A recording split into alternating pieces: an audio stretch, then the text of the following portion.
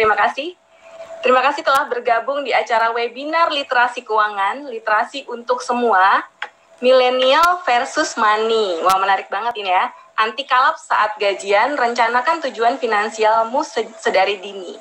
Sahabat Eon, terima tema ini pas banget nih, karena hari ini adalah Hari Sumpah Pemuda, dan juga dalam rangka mendukung Bulan Inklusi Keuangan tahun 2020.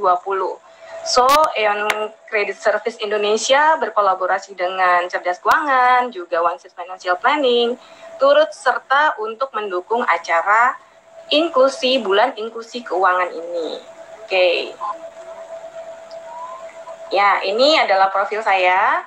Saya adalah lulusan S1 Administrasi Fiskal FISIP UI dan S2 Master of Finance. Saya juga salah satu di antara 190.000 CFP di dunia yang secara profesional memberikan edukasi dan literasi keuangan gitu ya untuk seluruh lapisan masyarakat. Nah, inilah adalah kegiatan Cerdas Keuangan yang utamanya kita adalah mendukung edukasi untuk semuanya, terutama untuk milenial, seperti itu. Nah, selain melalui kelas online dan offline, kita juga kolaborasi dengan komunitas, perusahaan, lembaga, dan juga sering diundang media untuk membahas tema-tema menarik seputar financial planning. Semua ini punya peran sangat besar ya teman-teman, buat meningkatkan literasi keuangan dan juga edukasi keuangan di masyarakat. Nah, khususnya saat ini kita mendukung inklusi keuangan ya. Survei Nasional Literasi Keuangan ini sendiri dari Otoritas Jasa Keuangan mencapai bahwa tingkat literasi keuangan ini mencapai 38,03% dan indeks inklusi keuangan itu mencapai 76,19%. Angka ini cukup besar ya dan cukup meningkat jika dibandingkan dengan hasil survei 3 tahun yang lalu. Dengan demikian terdapat peningkatan dalam 3 tahun terakhir ini untuk pemahaman keuangan atau literasi masyarakat, serta peningkatan akses terhadap produk dan layanan jasa keuangan atau inklusi keuangan. Oke, saya mulai dengan Years of Balance ya teman-teman, sahabat Eon semuanya. 2020 disebut juga sebagai tahun keseimbangan. Bagaimana tidak, sahabat Eon, jika kita kilas balik kejadian awal 2020, maka dapat disimpulkan bahwa tahun 2020 adalah tahun keseimbangan atau tahun balance. Sudah jelas ya, harus ada keseimbangan ya. Saat ekonomi slowdown, seimbangkan dengan keuangan yang mapan. Saat ada kondisi gawat, seimbangkan dengan cukupan dari emergency fund. Dan juga saat terjadinya pandemi, kita seimbangkan dengan beradaptasi. Oke, jadi kondisi yang terjadi saat ini adalah kondisi uncertainty, teman-teman. Uncertainty. Maksudnya adalah tidak adanya kepastian seperti itu. Walaupun memang vaksin sudah ditemukan, tapi kita nggak tahu nih kapan mau diimplementasikan, seperti itu ya. Nah, tugas financial planning adalah membuat seseorang siap menghadapi segala macam uncertainty itu dari sisi keuangan. Jadi sekarang pertanyaannya adalah bagaimana nih milenial menghadapi kondisi seperti ini. Nah, akan ada 2 pemikiran yang mungkin dapat kamu lakukan sebagai milenial, yaitu yang pertama adalah pesimis atau menjadi optimis, memandang kondisi ini sebagai masalah atau memandang kondisi ini sebagai satu berkah, menjadi kesulitan atau malah ini jadi satu kesempatan gitu ya, dan sebagai bencana atau bahkan sebagai peluang. Nah, kita bisa memandang dari 2 sisi seperti ini. Nah, seperti Bill Gates juga pernah bilang bahwa we can end this pandemic everywhere if we can commit to a solution for everyone. Jadi, literasi dan inklusi keuangan ini adalah salah satu solusi buat perbaikan ekonomi nasional. Nah, kalau kita lihat ya dari sisi yang terimbas, ini ada 3 ya dari pandemik ini sendiri, yaitu fisik, mental, dan finansial. Nah, dari sisi fisik mungkin kita jadi less mobility, less activity, kemudian dari sisi mental mungkin juga kita menjadi less socialize, kita jadi kudet, kita jadi kurang istirahat atau bahkan mungkin mengalami stres. Nah, dari sisi finansial itu sendiri kita mengalami hal-hal yang mungkin terjadi di kita adalah less income atau berkurangnya pendapatan. Tetapi di satu sisi lainnya adalah bertambahnya utang atau more expense atau bertambahnya pengeluaran. Nah, solusinya bagaimana nih teman-teman? Solusinya adalah pertama, jaga fisik kita olahraga, kita minum nutrisi dan minum suplemen atau makan nutrisi yang seimbang, kita istirahat dengan seimbang. Untuk kita menjaga mental juga kita bersyukur, selalu berdoa, dan mungkin ditambah dengan sedikit meditasi. Nah, untuk jaga finansial, teman-teman, saya sebagai edukator finansial mengharapkan teman-teman supaya untuk lebih kuat lagi dari sisi cash flow-nya, dana daruratnya, proteksi, dan juga bagaimana lebih cermat lagi atau lebih cerdas lagi mengalokasikan keuangan. Nah, tadi kan disebut kenapa milenial gitu ya. Pertama karena memang hari ini adalah hari Sumpah Pemuda gitu ya.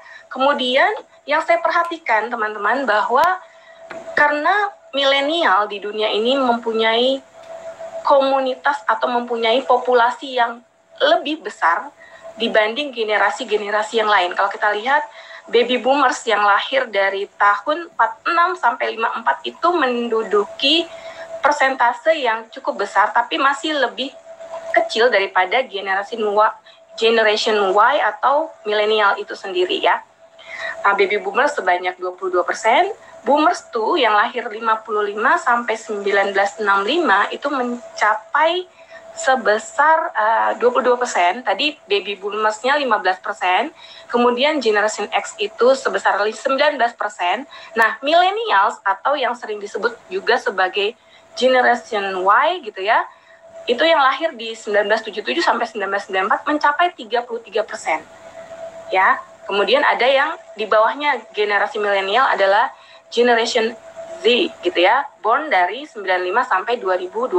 Itu mencapai 11%. Jadi benar-benar milenial ini punya the largest population dan juga punya the more complex problem. Nah, sebenarnya problem apa aja sih sampai dibilang milenial itu ternyata punya the more complex problem gitu ya. Kalau kita perhatikan adalah milenial itu adalah generasi awal yang sangat melek teknologi, teman-teman. Jadi so influenced by technology. Begitu melek, mungkin saja milenial yang awal-awal ya, yang lahir di tahun-tahun yang sini-sini gitu ya, itu sudah bisa pegang gadget. Nah, ini menyebabkan godaan dari sisi mungkin pengeluaran, dari sisi spending. Kemudian milenial terlalu interested atau terlalu tertarik pada promosi-promosi yang memang sifatnya modern. Mereka nggak tertarik dengan promosi yang sifatnya tradisional. Dan juga dia punya rapid change atau punya sense of fashion itu lebih cepat ketimbang generasi sebelumnya. Jadi kalau bisa dicirikan ini milenial sangat up to date dari sisi fashion gitu ya. Begitu dia lihat fashion atau begitu dia lihat model yang terbaru dari internet, dia bisa aja langsung beli. Kemudian ciri yang lainnya dari milenial adalah raise in dual income. Bisa jadi para milenial ini punya beberapa penghasilan selain dari gaji utamanya. Jadi dia punya side hustle, dia punya penghasilan pasif yang lain di samping gaji yang memang dia hasilkan setiap bulannya. Kemudian milenial juga more involved in family purchase. Jadi pada saat keluarganya mau merencanakan untuk membeli sesuatu atau mau merencanakan untuk berlibur atau mau merencanakan untuk beberapa tujuan keuangan, ini para milenial sangat-sangat punya peran untuk membuat decision making gitu ya. Nah, survei juga membuktikan, ini saya dapat dari socialmarketing.org, membuktikan bahwa 1 di antara 9 milenial punya kartu kredit yang memang sudah disetujui oleh para orang tuanya gitu ya. Jadi pada saat dia punya satu kartu kredit, bisa jadi dia belanjakan atau dia bisa lebih wise gitu ya. Pilihannya antara dua itu. Nah, sebenarnya ada hal-hal yang terpenting yang saya bisa cermati di sini, bahwa milenial umumnya itu sebenarnya cannot afford to buy a house gitu loh. Jadi mereka lebih nyaman, mungkin ya, mereka lebih nyaman untuk tinggal di rumah yang memang mereka kos atau mereka kontrak daripada mereka mencicil rumah. Nah, ini saya juga sedang menyelidiki di komunitas cerdas keuangan. Hasilnya nanti mungkin akan saya share di website. Jadi sebenarnya ini menarik ya, fenomena ini menarik karena Di suatu negara bahkan kemampuan untuk membeli rumah itu adalah mengidentifikasikan seseorang itu mampu atau tidak dari sisi keuangan gitu ya. Nah, selain dari itu juga bisa dibilang milenial ini sangat-sangat tidak suka nabung, walaupun ada beberapa atau bahkan ada banyak teman-teman saya di cerdas keuangan yang memang suka investasi. Nah, di luar negeri mungkin punya banyak masalah dari sisi student debts atau dari sisi pinjaman untuk sekolah. Nah, yang terakhir adalah masalah klasik yang memang terjadi di setiap milenial adalah mereka berada pada sandwich generation, di mana mereka ada di antara satu sisi untuk orang tuanya dan di sisi yang lainnya adalah untuk mendukung keluarga atau mendukung anak-anaknya. Oke, sekarang sebenarnya apa sih yang harus diutamakan untuk kita sebagai milenial ya dalam mendukung peran kita untuk misalnya satu mendukung untuk dari sisi ekonomi dan juga untuk memperkuat diri kita sendiri. Nah, yang pertama yang harus saya tekankan di sini adalah sebagai milenial, build your own financial house, teman-teman. Jadi kalau kita bisa bayangkan ya, sebuah rencana keuangan itu seperti membangun sebuah rumah gitu ya. Kita harus pikirkan yang namanya pondasinya, kemudian kita juga harus membangun pilar-pilarnya dan juga kita juga harus membangun atapnya. Nah, di sini pondasinya dari sisi keuangan adalah cash flow dan emergency fund udah harus disiapkan. Kalau kita sudah membangun pondasinya dengan kuat, kita berharap akan dapat membangun pilar-pilar dan atapnya sehingga rumah yang dapat kita tempati itu akan lebih kokoh. Nah, setelah pondasi kita juga memikirkan untuk membangun pilar-pilarnya. Pilar-pilar itu terdiri dari proteksi jiwa, proteksi kesehatan, dan lain sebagainya. Kemudian yang terakhir adalah kita membangun atapnya. Atapnya itu adalah teman-teman tujuan keuangan dan juga atap dibangun dengan investasi-investasi yang kita lakukan untuk memenuhi tujuan keuangan jangka pendek dan juga tujuan keuangan jangka panjang. Nah, sebenarnya apa sih yang bisa milenial lakukan untuk menghadapi hal ini? Pertama adalah be adaptive. Jadi untuk mencapai financial independence, teman-teman, kita harus bisa adaptasi. Belajar adaptif itu bisa dari mana aja. Dari bisnis transportasi udara yang saat ini memang sedang kolaps, itu bisa menjadi switch the business menjadi bisnis kuliner. Kemudian dari usaha pelaminan nikahan bisa menjadi usaha peti mati, bayangkan. Itu hal yang sangat adaptif yang mungkin bisa kita tiru atau bisa kita cermati sehingga kita bisa punya mindset untuk menjadi lebih adaptif. Kemudian kalau saya rumuskan secara gamblang gitu ya dari sisi keuangan, maka akan ada 5 cara bagi kita untuk mencapai adaptif dari sisi financial independence. Yang pertama adalah manage cash flow. Yang kedua adalah smart spending. Dan yang ketiga adalah emergency fund. Dan yang keempat adalah protect yourself. Dan yang terakhir dan yang terpenting adalah smart investing. Nah, kalau dari sisi manage cash flow ya teman-teman, sebenarnya ngatur cash flow itu ya kan ada aja tantangannya ya. Tantangannya apalagi zaman pandemik seperti ini ya. Kita nggak jauh-jauh deh dari gadget gitu ya. Itu tantangan ya. Kalau buat saya sih itu tantangan karena saya tertantang untuk buka toko-toko online ya untuk belanja.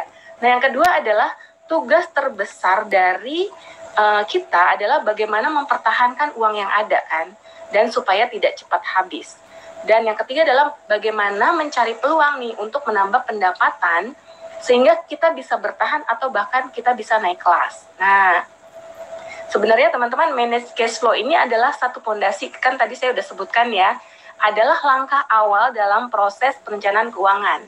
Karena cara Anda mengelola cash flow ini mencerminkan cara Anda mengelola kehidupan. Dan cara Anda mengelola cash flow ini juga akan menentukan tercapai atau tidaknya tujuan-tujuan keuangan. Jadi karena pengelolaan cash flow ini dapat membantu Anda dalam berbagai hal, Tentunya dalam menyiapkan simpanan dana darurat yang pertama. Yang kedua adalah menyiapkan tabungan untuk tujuan-tujuan keuangan jangka pendek, misalnya liburan, terus pembelian alat-alat kebutuhan yang berhubungan dengan kerja.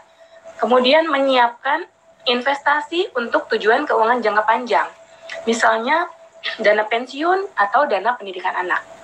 Nah, sebenarnya ada 3 pertanyaan untuk bagaimana sih cara kita untuk mengelola cash flow. Pertama adalah bagaimana pendapatan teman-teman.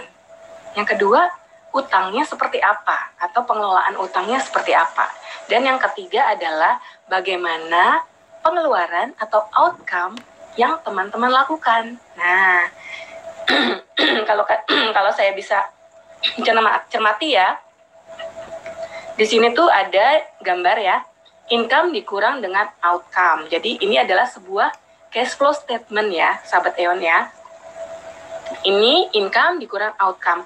Akan ada 3 hasil di mana kita bisa lihat apakah seseorang itu kuat dari sisi keuangan, kuat dari sisi fondasi keuangannya atau tidak. Hasil yang pertama adalah surplus.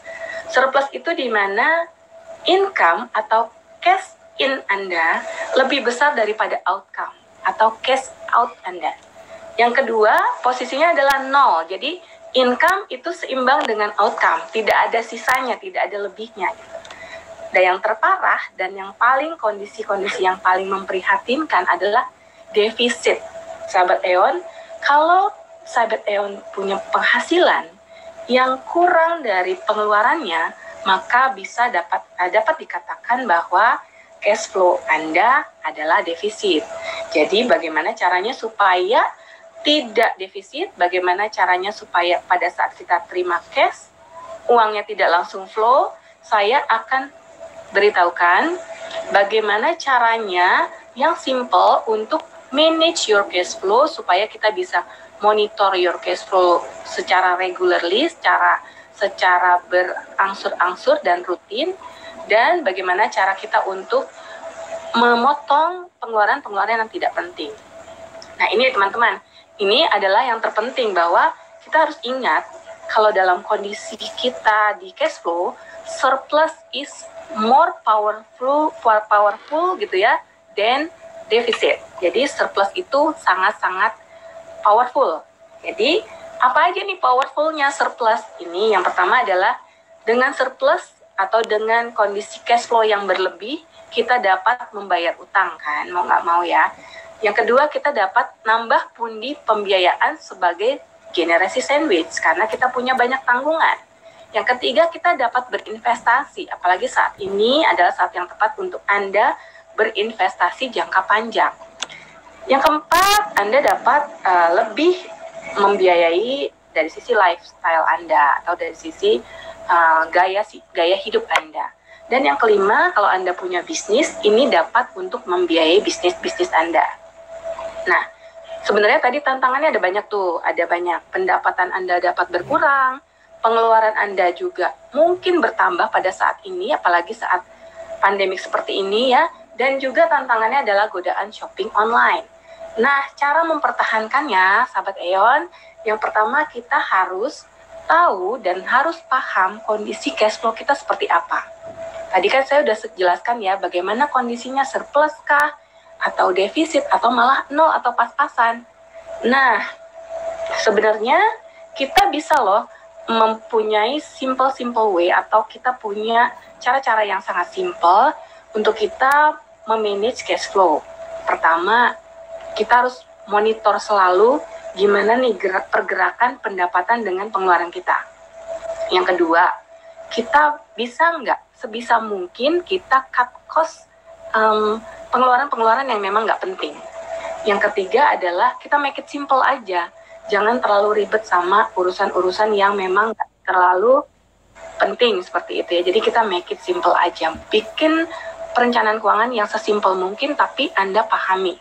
Kemudian bikin secara otomatis. Kalau memang Anda tidak punya waktu untuk selalu memikirkan misalnya tiap bulan harus investasi, kita bikin aja secara otomatis. Bikin secara otomatis menggunakan teknologi yang ada. Nah, cara mempertahankan yang kedua adalah jaga sumber uang Anda baik-baik. Periksa juga struktur biayanya seperti apa. Apakah ada pada saat pandemik ini ada biaya yang malah nambah, atau justru ada biaya yang nggak terpakai sehingga bisa dialokasikan ke pos-pos yang memang butuh biaya-biaya tambahan. Yang terpenting adalah teman-teman jangan sampai menambah utang, karena itu akan menyulitkan. Nah, nanti saya akan berikan Anda bagaimana sih cara berutang yang memang aman buat kita untuk mengelola keuangan lebih baik lagi. Nah, yang ketiga adalah tahan belanja dan lakukan alokasi silang. Pada saat ada beberapa pos alokasi yang memang Anda bisa alokasikan ke tempat lain, Anda bisa melakukan yang namanya alokasi silang.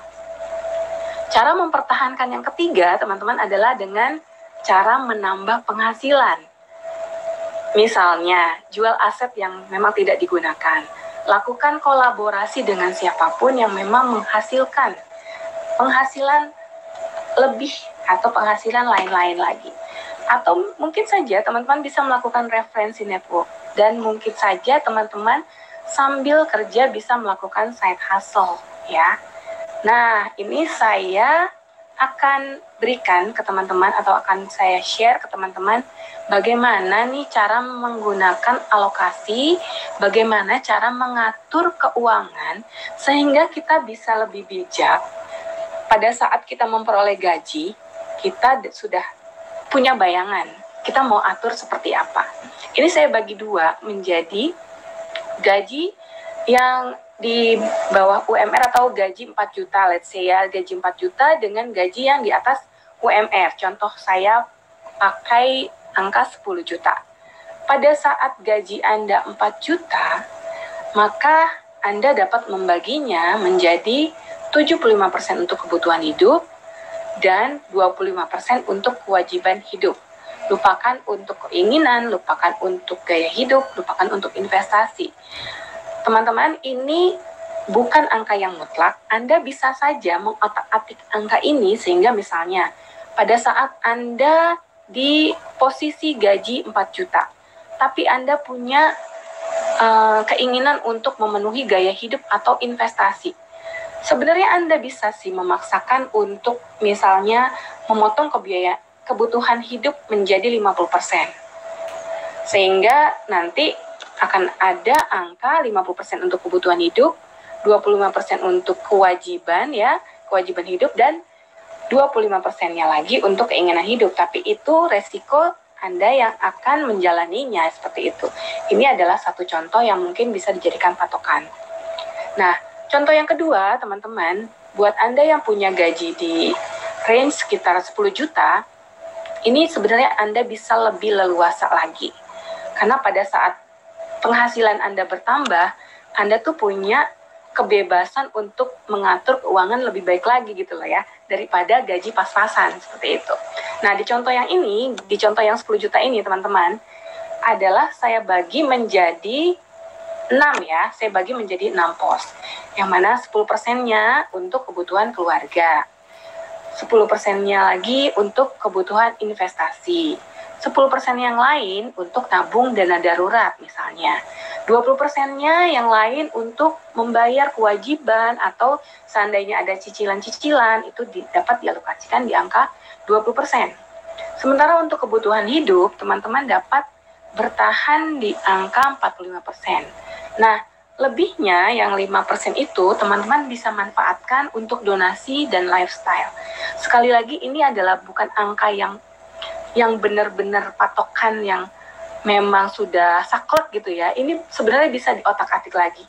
Sepintar Anda dapat mengotak-atik atau sepandai-pandainya Anda dapat mengatur dan senyamannya Anda dapat menjalani alokasi yang saya contohkan ini. Jadi ini hanya adalah sekedar gambaran supaya teman-teman bisa dapat pandangan nih, oh bahwa untuk gaji sebanyak ini saya dapat alokasikan ke tempat yang berbeda-beda seperti itu ya.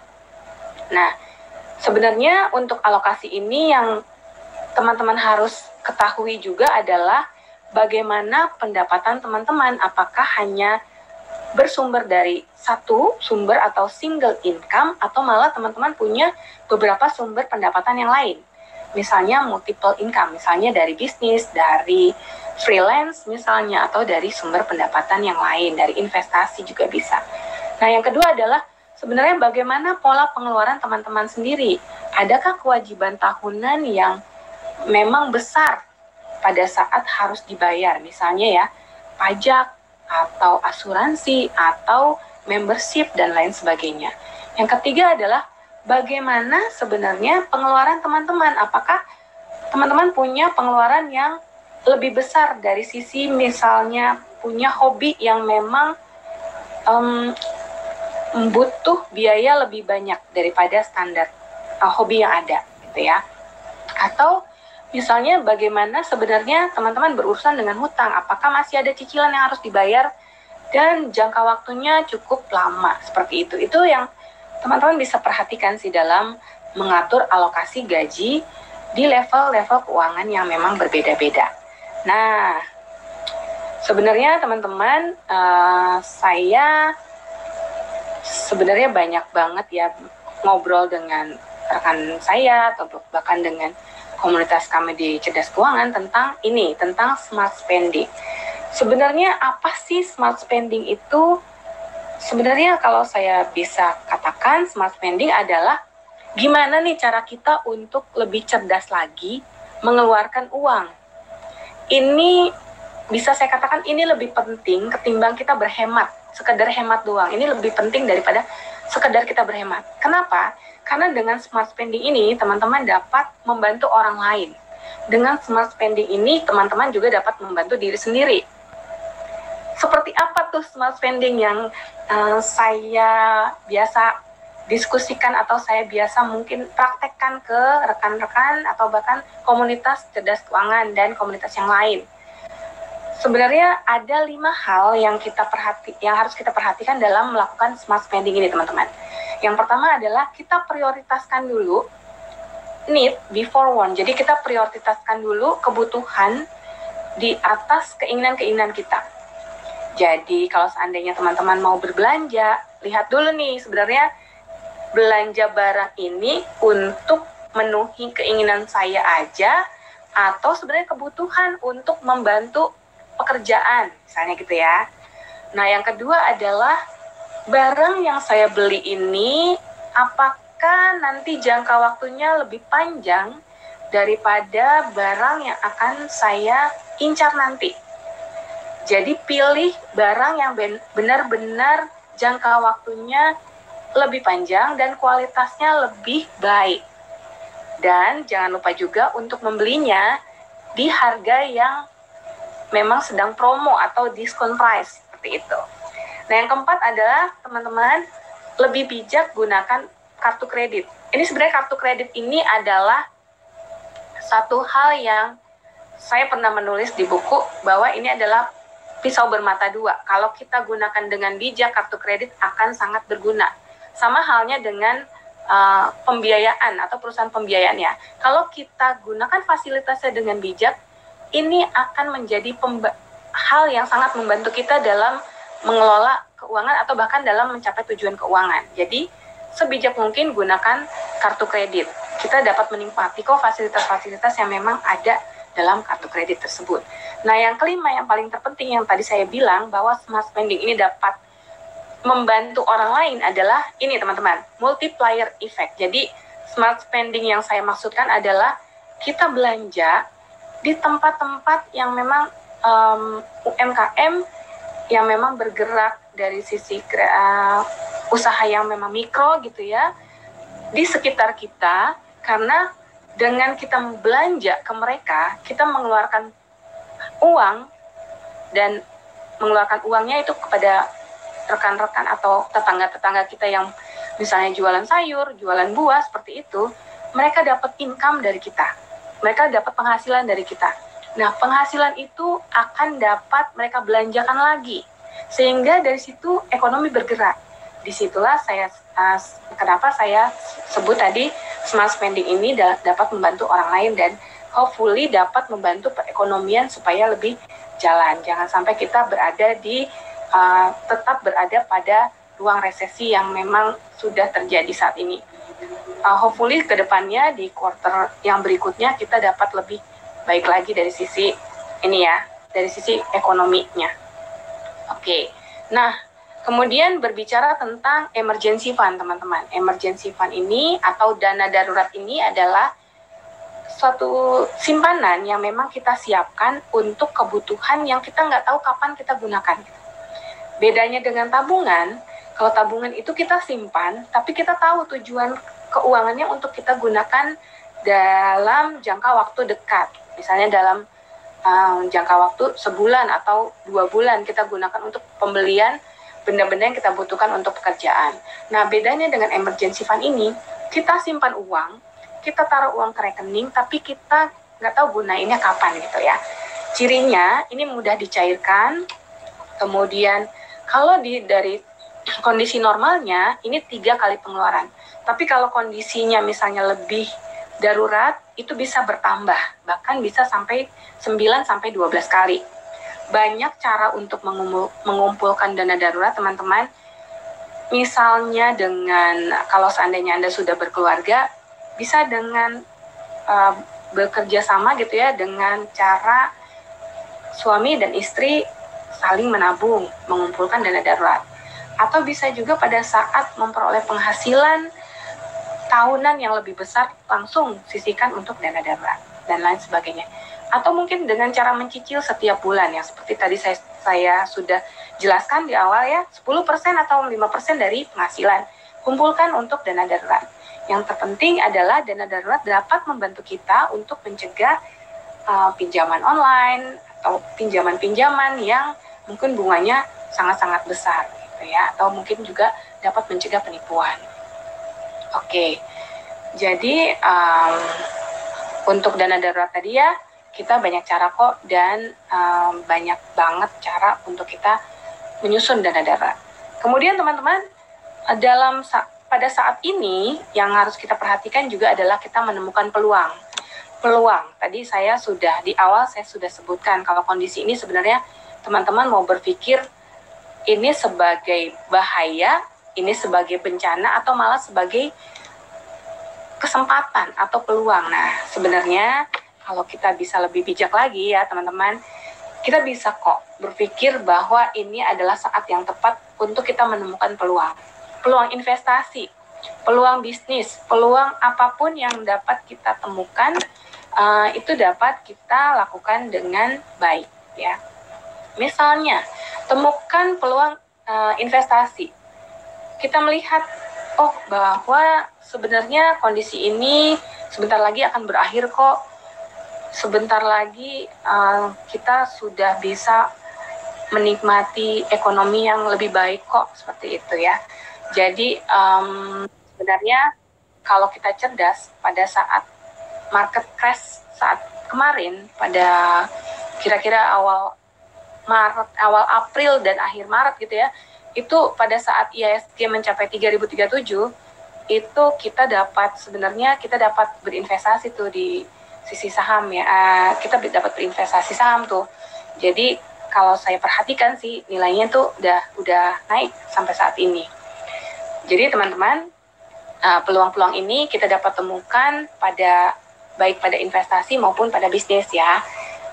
Nah, tadi saya sudah membahas tentang manage cash flow, saya sudah membahas tentang dana darurat, saya juga sudah membahas tentang hal-hal terkait dengan smart spending. Nah, sekarang saya akan bahas mengenai smart investing ya.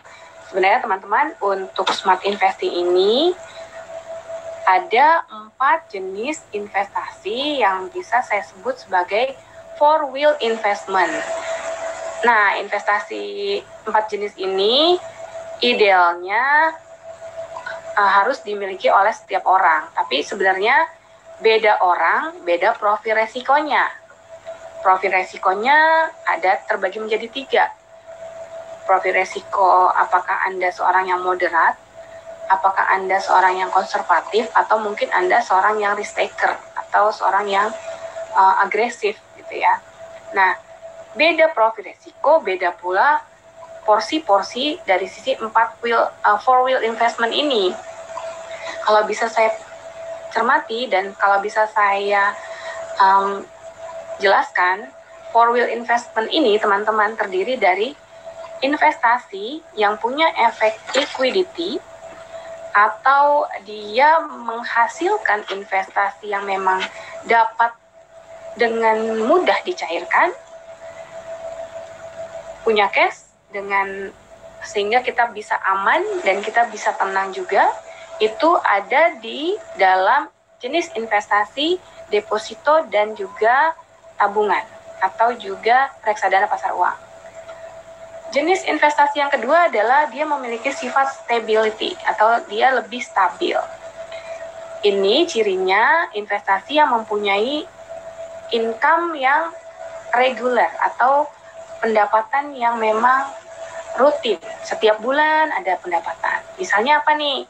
Misalnya investasi di jenis investasi yang sifatnya obligasi. Nah, saat ini ada yang namanya obligasi retail Indonesia atau ORI. Ada juga yang mungkin sukuk, ya, seperti itu yang menghasilkan income secara rutin setiap bulan. Jenis investasi yang ketiga adalah yang bersifat hedging atau kita bisa cari jenis investasi yang memang safe haven. Nah, investasi jenis ini nih ada pada logam mulia dan juga valuta asing. Yang keempat adalah jenis investasi yang bersifat growth atau punya nilai pertumbuhan yang lebih tinggi ketimbang jenis investasi yang lain. Apalagi kalau digunakan dalam jangka waktu yang cukup panjang. Nah, untuk long term goal ini, investasi ini jenisnya adalah saham dan juga mungkin reksadana saham. Gitu ya. Bicara investasi teman-teman, kita bicara tentang risiko dan imbal hasil. Kalau kita bisa perhatikan dari infografik yang saya buat ini, semakin besar imbal hasil yang diharapkan akan semakin tinggi risiko yang dihadapi suatu investasi. Jadi kalau kita bisa lihat dari bawah, dari jenjang yang paling dasar gitu ya, itu ada jenis deposito, kemudian meningkat lagi ke obligasi retail Indonesia, meningkat lagi ke logam mulia, reksadana, saham, properti, sampai ke bisnis dan derivatif. Itu akan menghasilkan risk dan return yang lebih tinggi. Jadi high risk, expected high return ya untuk investasi ini. Nah, ada beberapa langkah yang dapat kita lakukan untuk memilih investasi, teman-teman. Jadi sebelum memilih investasi, kita tentukan dulu tujuan keuangan kita untuk apa. Kenali dulu profil risikomu seperti apa. Hitung modal dinginnya seperti apa. Kemudian pelajari karakter-karakter investasinya bagaimana. Apakah aman buat kita, apakah memang beresiko seperti itu. Dan yang terakhir adalah hitung imbal hasilnya seperti apa. Nah, saya juga selipkan sedikit ya, karena kita ada terkait juga dengan pajak ya. Saya selipkan sedikit untuk investasi-investasi yang memang terkait dengan efek pajak. Kalau kita bisa ketahui kan tadi ada jenis-jenis investasi, banyak tuh ya, ada deposito saham, tanah, reksadana, dan asuransi jiwa. Ini kita bisa cermati lagi, apakah ada efek pajak pada berbagai jenis investasi ini. Nah, untuk deposito, tabungan, dan diskonto obligasi, retail Indonesia itu punya efek pajak final sebanyak 20% dan juga 15% untuk obligasi. Jadi 20% itu untuk deposito, tabungan, dan diskonto. Dan 15% itu untuk obligasi retail Indonesia. Untuk saham di pasar modal itu punya efek pajak sebesar 0,1% dari nilai transaksi dan sifatnya final. Ya, untuk tanah dan bangunan itu punya efek pajak sebesar 5% dari NJOP dan final kalau dijual. Dan 10% dari nilai sewa final kalau disewakan. Reksadana, teman-teman, tidak punya efek pajak karena reksadana di dalam biaya-biaya itu sudah tercover pajak-pajak di dalam situ. Jadi klien tidak menanggung atau nasabah tidak menanggung pajak pada saat membeli reksadana. Dan asuransi juga tidak punya efek pajak. Oke, kita tadi sudah membahas bagaimana cara mengelola cash flow. Kita juga sudah membahas bagaimana smart investing. Nah, saya juga sebelum menutup ini, saya juga ingin berbagi kepada teman-teman ya, bahwa teman-teman sebenarnya kita bisa kok mengelola gaji yang kecil sampai kita tidak keteteran dari sisi keuangan gitu ya. Gimana caranya? Kita pertama jangan pernah berpikir untuk boros, karena sebenarnya pemboros itu punya hubungan yang membingungkan tentang uang. Jadi orang yang boros itu sebenarnya berpikir di satu sisi uang dapat membuat mereka happy, sementara di sisi lain mereka berpikir kok dengan boros yang saya lakukan ini kok saya sering bangkrut gitu ya, kok saya tidak dapat mengendalikan pengeluaran dengan baik gitu ya. Jadi di satu sisi uang dapat membuat mereka happy, di sisi lain uang dapat memberi mereka masalah ya. Juga yang saya cermati dalam mengelola keuangan, khususnya untuk milenial ya, mereka tuh punya masalah pada saat menerima gaji.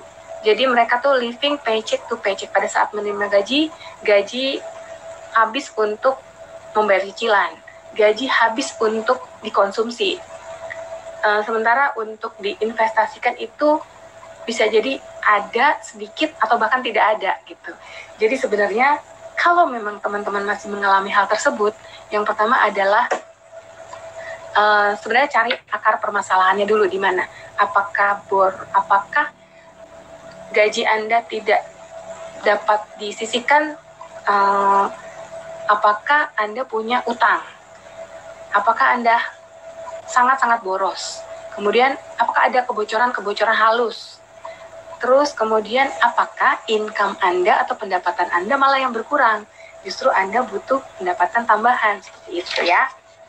Oke, jadi terakhir dari saya, ini ada tips cerdas ya. Yang pertama adalah cek kondisi keuanganmu. Apakah cash flow-mu itu sudah surplus atau masih pas-pasan atau bahkan masih defisit, sehingga butuh yang namanya cek ulang lagi dari mana kebocoran-kebocorannya. Kemudian E-nya adalah expense terkendali. Tadi saya sudah sebutkan ya bagaimana cara mengendalikan pengeluaran-pengeluaran yang memang tidak dibutuhkan. Kita prioritas, kemudian kita juga harus lakukan pengurangan dari sisi biaya-biaya memang nggak dibutuhkan. Kadang ada tuh orang yang punya hobi terlalu bagus ya, sehingga butuh biaya lebih banyak lagi untuk membangun hobinya atau bahkan menghabiskan uangnya untuk membeli barang-barang kebutuhan hobi tersebut. Pada saat itu juga dia tidak punya penghasilan yang lebih untuk dirinya dari hobi tersebut. Malah hobi itu punya pengeluaran yang memboroskan gitu ya. Nah, R-nya tadi C udah, E udah, sekarang R-nya adalah rutin investasi. Mau krisis, mau nggak krisis, investasi harus terus jalan. D-nya, nah D-nya itu adalah kita mengelola. Bagaimana mengelola utang kita, bagaimana juga kita menyimpan dana darurat kita. A-nya, kita lakukan yang namanya aset alokasi. Aset itu kan terdiri dari aset likuid, aset investasi, dan aset personal. Jangan sampai aset personal kita malah lebih banyak daripada aset likuid dan aset investasi. Itu akan sangat menyulitkan teman-teman, karena kalau kita cukup dari sisi aset likuid, kita akan cukup dari sisi emergency fund sendiri ya. Kemudian yang terakhir adalah strengthen your financial habit. Kita ini seperti mengelola keuangan ini seperti kita membangun akar yang kuat supaya memperoleh hasil atau buah yang lebih baik lagi. Jadi sebisa mungkin kebiasaan-kebiasaan baik kita tanamkan dan kita latih terus supaya kita dapat hasil yang lebih baik juga. Hasilnya itu adalah keuangan yang lebih baik ya. Oke teman-teman, sekian dari saya. Mungkin dari tadi ada banyak yang raise hand gitu ya. Saya juga terima kasih teman-teman.